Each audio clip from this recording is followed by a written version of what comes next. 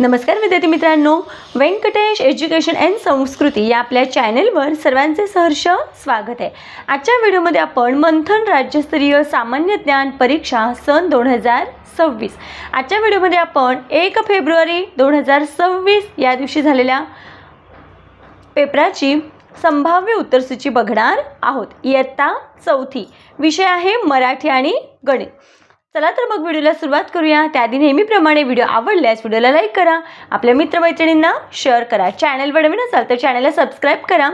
बघा, मराठीमध्ये एकूण 25 प्रश्न आहेत, प्रत्येक प्रश्नाला 2 गुण, असे मराठीसाठी 50 गुण आहेत। पहिला प्रश्न बघा, समाजाची सेवा करणारा या शब्दसमूहासाठी योग्य अर्थपूर्ण शब्द कोणत्या पर्यायातील अक्षरसमूहाने तयार होईल? मग बघा, इथे पहिल्या अक्षरापासून कोणता शब्द तयार होतो तर अभिनेता, आणि या अक्षरांपासून लोकनायक, आणि या अक्षरांपासून समाजसेवक, आणि या अक्षरांपासून लोकप्रिय हा शब्द तयार होतो। मग आपल्याला प्रश्न काय विचारले? समाजाची सेवा करणारा या शब्दसमूहासाठी योग्य अर्थ असलेला शब्द आहे समाजसेवक, कारण समाजाची सेवा करणारा समाजसेवक। पर्याय क्रमांक 3 हे आपलं योग्य उत्तर आहे। पुढचा प्रश्न बघा, खालील पर्यायातील एकवचनी शब्दाचा गट निवडा। आता बघा, एकवचनी विचारले, मग बघा इथे एक घरटे, एक खेळणे, एक मडके, एक गाणे। पर्याय क्रमांक 2 याच्यामध्ये सगळे शब्द आहेत ते एकवचनी आहेत। पुढचा प्रश्न, सोबतच्या चौकटीतील अक्षरांपासून एक अर्थपूर्ण म्हण तयार होते, त्या म्हणीचा योग्य अर्थ पर्यायातून शोधा। आता बघा, याच्यापासून अंथरूण पाहून पाय पसरणे ही म्हण तयार होते। अंथरूण पाहून पाय पसरावे ही म्हण तयार होते। मग या म्हणीचा योग्य अर्थ आहे ऐपतीच्या मानाने खर्च करावा। पर्याय क्रमांक 1 हे आपल्या प्रश्नाचं योग्य उत्तर आहे। चौथा प्रश्न, प्राणी व त्यांचा निवारा यांची योग्य जोडी असलेला पर्याय शोधा। मग उंट वाळवंटात राहतो, तबेला चुकीचे, सिंह गुहेत राहतो, ढोली चुकीचे, कोंबडी खुराड्यात राहते, बरोबर आहे, कासव पाण्यात किंवा जमिनीवर राहतं, बीळ हे चुकीचे। मग इथे फक्त क ही जोडी योग्य आहे।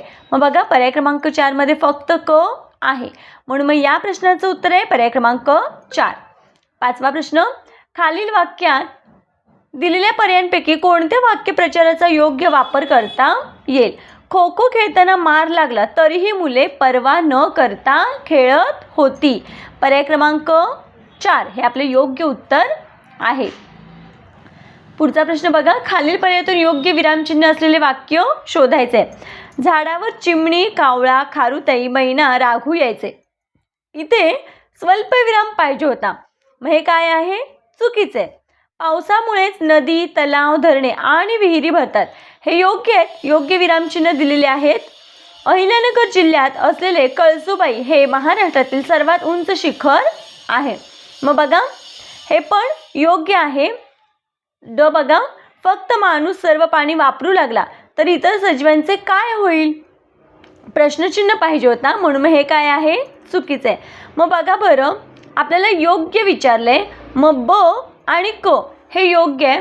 मग बघा, इथे पर्याय क्रमांक 1 मध्ये फक्त ब आणि क योग्य उत्तर आहे, पर्याय क्रमांक 1। पुढचा प्रश्न, खालील पर्यायातून चुकीची जोडी शोधा।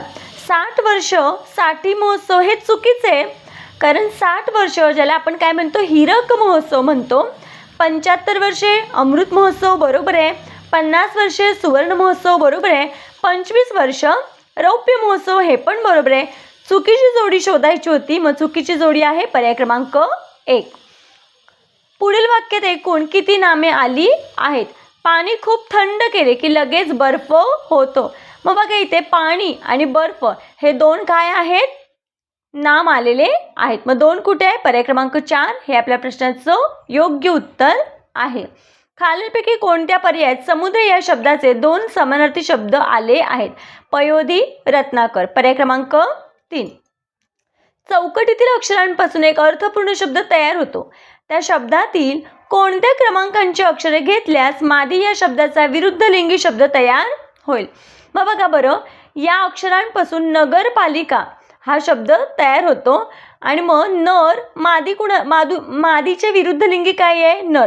मग बघा इथे न आणि ते र, मग न 1 नंबरला, र 3 नंबरला. मग पहिल्या आणि तिसऱ्या अक्षरांपासून अक्षरं घेतली की जो शब्द तयार होतो त्याचा विरुद्ध लिंगी शब्द आहे मादी. मग इथे उत्तर आहे पर्याय क्रमांक 1. किती नंबरचे अक्षर आहेत ते विचारले ना आपल्याला, मग पहिल्या आणि तिसऱ्या. पुढचा प्रश्न बघा, उतारा वाचायचे आणि त्याखालील प्रश्नांची योग्य उत्तर आपल्याला पर्यायातून शोधायचे आहेत. बघा इथे पहिला प्रश्न, महाराष्ट्रात बैलांची पूजा करणारा सण कोणत्या नावाने ओळखला जात नाही? सगळ्यात महत्त्वाचं प्रश्न काळजीपूर्वक वाचायचा. ओळखला जात नाही विचारलं आणि कुठे विचारलंय? महाराष्ट्रात. हे पण तितकंच महत्त्वाचं आहे. मग बघा इथे महाराष्ट्रात हा सण पोळा, बैलपोळा, बेंदूर या नावाने ओळखला जातो. मग बघा पोळा, बैलपोळा, बेंदूर. आता बऱ्याच मुलांचा असा गैरसमज होतो की इथे मट्टू पोंगल आहे, पण बघा इथे दक्षिण भारतात आहे ना हे, आणि इथे मात्र आपल्याला महाराष्ट्रात विचारले. मग कोणत्या नावाने ओळखला जात नाही? उत्तर आहे मट्टू पोंगल. पर्याय क्रमांक 2 हे आपले योग्य उत्तर आहे. वरील उत्तरासंबंधी एकूण किती विधाने योग्य आहेत? बेंदूर या सणाच्या दिवशी बैलांना पुरणपोळीचा नैवेद्य दाखवतात. बरोबर आहे, योग्य. महाराष्ट्रात बैलपोळा हा सण चैत्र पाडव्याला साजरा करतात. चुकीचं विधान आहे, कारण बैलपोळा हा श्रावण महिन्यात साजरा करतात. पोळा या सणाच्या दिवशी शेतकरी बैलांना दिवसभर कामाला जुंपून संध्याकाळी मिरवणूक काढतात. चुकीचं आहे, कारण या दिवशी बैलांना आराम दिला जातो. म्हणून मी इथं उत्तर काय प्रश्न विचारले, योग्य विधाने किती आहेत? मग बघा योग्य विधान एकच आहे की नाही. दुसरं आणि तिसरं हे चुकीचं आहे. मग आपल्या इथं उत्तर काय येईल? एकच. मग एक कुठे आहे? पर्याय क्रमांक 1 हे आपल्या प्रश्नाचं योग्य उत्तर आहे. खालील वाक्यात अधोरेखित शब्दांसाठी मराठी भाषेत वापरला जाणारा योग्य इंग्रजी शब्द शोधा. व्यापारातील हिशोब ठेवण्यासाठी शालिनीने संगणकाची आज्ञावली तयार केली. मग बघा संगणकाची आज्ञावली याच्यासाठी सॉफ्टवेअर हा मराठी शब्द, सॉफ्टवेअर हा इंग्रजी शब्द आहे. उत्तर आहे पर्याय क्रमांक 1. 14 आणि 15 साठी कविता वाचायची आणि प्रश्नांची उत्तरं पर्यायातून शोधायची आहेत. बघा कविता समोरच आहे. 14वा प्रश्न, कवितेतील प्राणी खालीलपैकी कोणती कृती करत नाहीत? मग बघा बेबे सुरात गाणे गाते. आता हे मेंढीबद्दल कविता आहे की नाही. मग मेंढीचं बघा बेबे सुरात गाणे गाते, कृती करते, योग्य कृती आहे.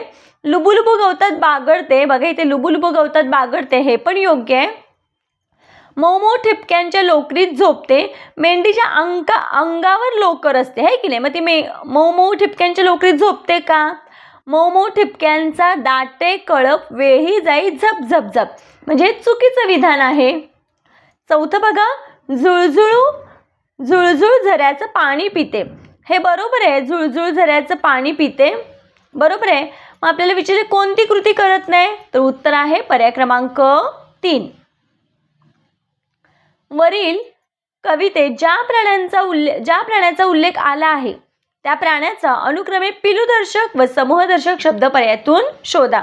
कवितेमध्ये कोणत्या प्राण्याबद्दल माहिती आली आहे? कोणत्या प्राण्याचा उल्लेख केला आहे? मेंढीचा आहे की नाही. मग मेंढीच्या पिल्लाला काय म्हणतो आपण? कोकरू. आणि मेंढीच्या समूहाला काय म्हणतो? मेंढ्यांचा कळप. उत्तर आहे पर्याय क्रमांक 4. पुढचा प्रश्न बघा, खालील पर्यायातील अशुद्ध शब्दाचा पर्याय शोधा. असंतुष्ट योग्य आहे. अस्वस्थ हा शब्द इथे चुकीचा आहे, कारण अस्वस्थ हा शब्द या पद्धतीने लिहिला जातो. अत्यंत पण बरोबर आहे, अत्यल्प पण योग्य आहे. मग चुकीचं अशुद्ध शब्द आहे पर्याय क्रमांक 2 अस्वस्थ. 17-18 साठी सूचना, खालील जाहिरात वाचा मग दिलेल्या प्रश्नांची योग्य उत्तरे पर्यायातून शोधा. आता बघा जाहिरात वाचायची आहे सगळ्यांनी काळजीपूर्वक. 17वा प्रश्न, सोबतच्या जाहिरातीमध्ये योगासन वर्ग कोणत्या वयोगटासाठी आहे? वयोगट 10 ते 18. मग बघा वयोगट 10 ते 18 पर्याय क्रमांक 3. 18वा प्रश्न, सोबतच्या जाहिरातीत आरंभ योगा शिक्षण केंद्रासंबंधी चुकीचा पर्याय शोधा. एक बघा पर्याय 1, आरंभ योग शिक्षण केंद्र पालघर जिल्ह्यात आहे.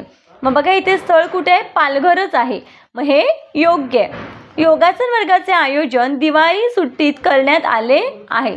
चुकीचं आहे हे, कारण इथे तारीख काय दिले 15 मे ते 30 मे. मग हे मे महिन्यात दिले. मग दिवाळीची सुट्टी कधी असते आपल्याला? ऑक्टोबर ते नोव्हेंबर या महिन्यामध्ये असते आहे की नाही. कधी ऑक्टोबरमध्ये कधी नोव्हेंबरमध्ये या दरम्यान असते. मग इथे हे काय आहे? चुकीचं विधान आहे. योगासन वर्गात प्राणायाम व आहार मार्गदर्शन केले जाणार आहे. बघा इथे विविध योगासने, प्राणायाम व आहार मार्गदर्शन म्हणजे तिसरं विधान योग्य आहे. चौथं, योगासन वर्गात प्रथम नावनोंदणी करून आपल्या स्वतःच्या योगा मॅटसह उपस्थित राहावे. बरोबर आहे. प्रथम नावनोंदणी आवश्यक आणि दुसरं आपल्या योगा मॅटसह उपस्थिती आवश्यक म्हणजे चौथं पण योग्य आहे. मग आपल्याला चुकीचा पर्याय विचारलाय. मग चुकीचा आहे पर्याय क्रमांक 2. 19वा प्रश्न.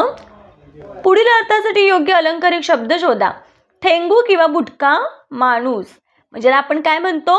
वामन मूर्ती. पर्याय क्रमांक 3. 20वा प्रश्न. खालील वाक्यात अधोरेखित शब्द ज्या अर्थाने वापरला आहे त्या अर्थाच्या शब्दाचा पर्याय शोधा. चपला पाहून मी एकदम दचकलेच, केवढा तो प्रकाश. मग बघा चपला हा शब्द वीज आणि विद्युत याचा समानार्थी शब्द आहे. मग प्रकाश कुणाचा असतो? तर विजेचा. म्हणून मग हा शब्द वीज या शब्दासाठी वापरलेला आहे. उत्तर आहे पर्याय क्रमांक 2. प्रश्न 21 ते 23 साठी सूचना. खालील संवाद वाचून त्याखालील प्रश्नांची योग्य उत्तरे पर्यायातून शोधा. बॅडमिंटन खेळून आल्यावर लीना व तिची मैत्रीण मीना वर्गात आल्या. मीनाची संघात निवड झाली नाही म्हणून ती दुःखी होती. मीना काय म्हणते? लीना, तू जिंकलीस याचा मला आनंद आहे. मी तुझ्या विजयामुळे खूप खुश आहे. लीना, मग तू अशी दुःखी का आहेस? मीना, अगं वीणा, तुला माहीत आहे का, संघात खरं तर माझी निवड व्हायला हवी होती. वीणा काय म्हणते? चांगलं झालं, तू नेहमी जिंकावंस अशी माझीही इच्छा आहे. मला नाही वाटलं की तू कधी हरशील. रेहाना काय म्हणते? अभिनंदन लीना, पण फाजील आत्मविश्वास बाळगू नकोस. असाच नियमित सराव करीत राहा. क्रीडा शिक्षक व वर्ग शिक्षक हे दोघेही मुलींचा संवाद शांतपणे ऐकत होते. बघा खूप सुंदर संवाद आहे. खरंच आहे, खेळामध्ये हार जीत महत्त्वाची नसते. एखाद वेळेस एखादी व्यक्ती हरू शकते, एखाद वेळेस ती जिंकू शकते. त्याच्यामुळे महत्त्वाचं ते नाही आणि आपण दुसऱ्याच्या आनंदामध्ये सहभागी होणं गरजेचं आहे. ठीक आहे. आता बघा प्रश्न बघूया 21वा. वरील संवाद कोठे व किती व्यक्तींमध्ये झाला? आता बघा ह्याच्यामध्ये कोण कोण बोलले? मीना, लीना, वीणा आणि रेहाना 4च व्यक्ती बोलल्यात आणि हा संवाद कुठे झाला आहे? वर्गात. मग बघा इथे उत्तर काय आहे? वर्गात 4 व्यक्तींमध्ये झाला आहे. पर्याय क्रमांक 3 योग्य उत्तर आहे. 22वा प्रश्न बघा. बॅडमिंटनच्या खेळात कोण जिंकले होते? आता बघा मीनाची संघात निवड झाले का? नाही, पण लीनाची झाली आहे की नाही? अभिनंदन लीना. मग कोण जिंकले? लीना. पर्याय क्रमांक 3. वरील संवादावरून आपल्याला कोणता बोध होतो? बघा खेळात हरले तर दुःखी व्हावे चुकीची गोष्ट आहे. दुसऱ्याच्या यशात सहभागी होऊ नये हे पण चुकीचं आहे. खेळाच्या स्पर्धेत भाग घेऊ नये हे पण चुकीचं आहे. फक्त जिंकण्यासाठी किंवा हरण्यासाठी खेळात भाग घ्यायचा का? नाही, त्याच्याने आपल्याला आनंद पण मिळतो आहे की नाही? आपला व्यायाम होतो. त्याच्यामुळे स्पर्धांमध्ये भाग घ्यायचं, हार जीत महत्त्वाची नाही. त्याच्यामुळे हे अयोग्य आहे. आपल्याला कोणता बोध घेतला पाहिजे? तर बघा फाजील आत्मविश्वास न बाळगता नियमित सराव करावा. पर्याय क्रमांक 4 हे आपल्या प्रश्नाचं योग्य उत्तर आहे. खालील पर्यायातून विरुद्धार्थी शब्दाची चुकीची जोडी शोधा. निरुत्साही, उत्साही योग्य. काळजी, चिंता चुकीची जोडी आहे, कारण काळजी, चिंता हे समानार्थी शब्द आहेत. आपल्याला विरुद्धार्थी शब्दांची जोडी ओळखायची होती. मग इथे चुकीची जोडी विचारले. चुकीची जोडी आहे पर्याय क्रमांक 2 काळजी, चिंता. मंजूळ, कर्कश योग्य. शिक्षा, बक्षीस योग्य. 25वा प्रश्न बघा. खालीलपैकी वर्तमानकाळी वाक्याचा पर्याय शोधा. उद्या परिपाठ असल्याने मी ना सकाळीच गोष्ट वाचत आहे. मग ही क्रिया चालू आहे म्हणजे वर्तमान काळ आहे. मुले काल सहलीवरून आल्यामुळे थकून गेली. हे काय आहे? भूतकाळ आहे. मंगेश सायंकाळी समुद्रकिनारी मावळता सूर्य पाहत आहे. वर्तमान काळ आहे. परवा बाबा आणि काका कोल्हापूरला जाणार आहेत. भविष्य काळातलं वाक्य आहे. आपल्याला विचारले वर्तमान काळातलं म्हणजे चालू काळातलं वाक्य कोणतं. मग बघा ओ आणि क. मग बघा बरं, पर्याय क्रमांक 1 मध्ये फक्त क आणि अ योग्य. पर्याय क्रमांक 1 हे आपल्या प्रश्नाचं योग्य उत्तर आहे. बघा, या पद्धतीने आपण आजच्या व्हिडिओमध्ये मराठीची प्रश्नपत्रिका स्पष्टीकरणाचे सोडवून घेतलेली आहे. पुढच्या व्हिडिओमध्ये आपण गणिताची प्रश्नपत्रिका सोडवून घेणार आहोत. त्याची लिंक मी या व्हिडिओच्या डिस्क्रिप्शन बॉक्समध्ये दिली आहे. आजचा व्हिडिओ कसा वाटला ते कमेंटमध्ये नक्की सांगा. व्हिडिओ आवडल्यास लाईक, शेअर, सबस्क्राईब. भेटूया पुढच्या व्हिडिओमध्ये. तोपर्यंत नमस्कार. थँक्यू.